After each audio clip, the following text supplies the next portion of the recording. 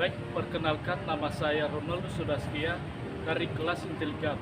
Saya adalah mahasiswa dari Sekolah Tinggi Pastoral Dian Mandala Gunung Sitoli dan saat ini menjalani semester 2. Kali ini saya akan menjelaskan salah satu gelar Maria, yaitu Maria sebagai Bunda Terberkati.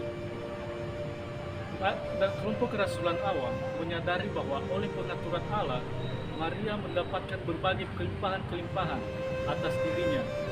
Allah memberikan karunia-Nya kepada Maria tanpa pengerantara siapapun. Allah langsung memberikan karunia-Nya atas diri Maria. Oleh sebab itu Maria dilayak mengandung yang namanya mengandung, yaitu putranya yang tunggal, yaitu Yesus Kristus sendiri. Yang menjadi fakta bahwa dia menjadi bunda dari Yesus Kristus adalah dia menyusui dari dadanya sendiri dan memberikan air susunya. Lalu kedua, dia merawat Yesus Kristus mulai dari dalam rahimnya sampai ia lahir dan sampai ia besar.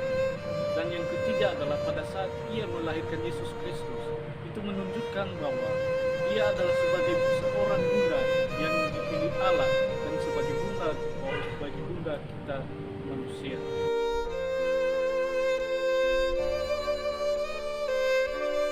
Dalam Alkitab juga diceritakan bahwa Maria penuh dengan Roh Kudus dari Allah. Pada Lukas bab 1 ayat 41 sampai 42, pada saat itu Maria mengunjungi saudarinya Elisabet yang sedang mengandung. Pada saat itu Maria menyampaikan salamnya kepada Elisabet. Dan yang terjadi kepada Elisabet pada saat itu adalah anak yang ada di dalam rahim Elisabet melonjak.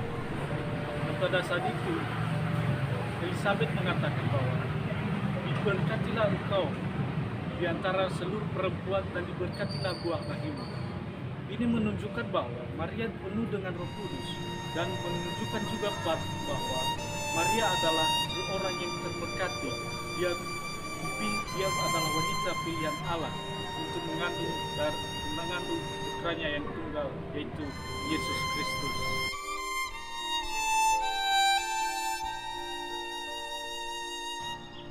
Maria berperan dalam karya-karya Allah, yang artinya bahwa Maria ikut serta dalam karya penyelamatan Allah. Allah bertujuan untuk menyelamatkan umat manusia dari belenggu dosa. Maka ia mengutus putranya yang tunggal melalui Maria. Lalu Maria mengandung dari Roh Kudus. Oleh sebab itu, ada dua hal yang kebahagiaan yang didapatkan oleh Maria. Yang pertama adalah kebahagiaan jiwa, dan kedua adalah kebahagiaan roh. Yang pertama adalah kebahagiaan jiwa. Selama mengandung Yesus Kristus, Maria selalu dikejar-kejar oleh Raja Herodes. Maria selalu dikejar Raja Herodes karena ia mengandung Yesus Kristus. Raja Herodes takut akan kekuasaannya direbut oleh Yesus Kristus. Sedangkan Yesus Kristus hadir di dunia untuk menyelamatkan umat manusia dari dosa, bukan untuk merebut kekuasaan Herodes yang bersifat duniawi. Selama Maria mengandung Yesus Kristus, dia tidak pernah bisa ditangkap oleh Raja Herodes. Selalu ada jalan keluar selama dia melarikan diri. Yang kedua adalah Maria mendapatkan kebahagiaan roh. Artinya di sini bahwa roh Maria pada saat dia meninggal, dia tidak seperti manusia yang lain, tetapi rohnya diangkat oleh Allah menaik untuk masuk ke dalam kerajaan surga. Jadi Maria ini diangkat ke surga, bukan mengangkat dirinya sendiri. Dia diangkat oleh Allah untuk naik ke dalam kerajaan surga. Saudara-saudari yang terkasih, setelah kita mendengarkan penjelasan tentang gelar Maria sebagai Bunda Terberkati, maka ada beberapa hal yang menjadi implementasi di dalam diri kita dari sikap Maria. Yang pertama adalah sikap ketidakraguan di dalam diri. Maria pada saat menerima kabar dari malaikat bahwa ia mengandung dari Roh Kudus dan dia mengandung tanpa suami, maka tentunya secara manusiawi pasti itu akan membuat keraguan di dalam diri seseorang.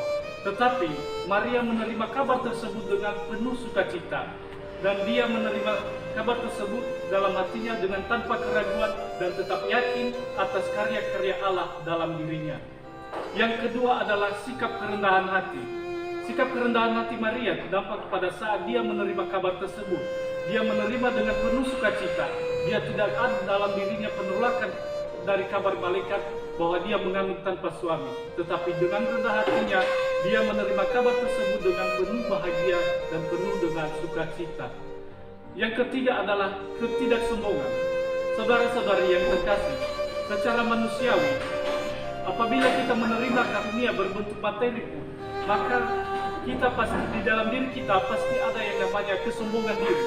Tetapi Maria menerima kabar sukacita yang besar. Dia menerima karunia besar dari Allah. Dia mengandung putra Allah yaitu Yesus Kristus sendiri.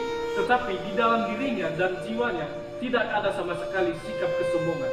Dia tidak menyombongkan dirinya bahwa dia adalah bunda Allah, tetapi dia tetap merendahkan dirinya bahwa dia hanyalah manusia biasa dan hanya seorang hamba yang ditunjuk Allah untuk mengandung Yesus Kristus. Saudara-saudari sekalian, sekian penjelasan gelar Maria sebagai bunda terberkati dan sekaligus implementasinya di dalam diri kita. Sekian dan terima kasih.